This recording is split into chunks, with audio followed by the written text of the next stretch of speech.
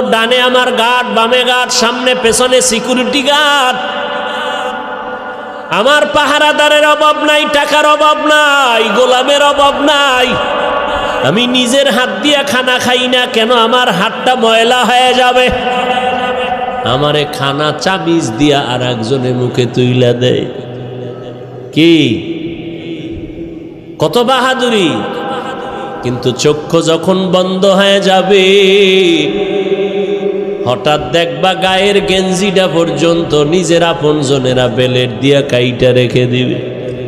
জামাটা খুলে দাও, গেঞ্জি খুলে রাখ, তাড়াতাড়ি বাজারে গিয়া নরমাল অল্প দামের কাফন কিনে নিয়ে আয়। কবর খনন কর, বাঁশ বাগানে বাঁশ খনন, বাঁশ কাট, কলা পাতা রেডি কর, গরম পানি রেডি কর।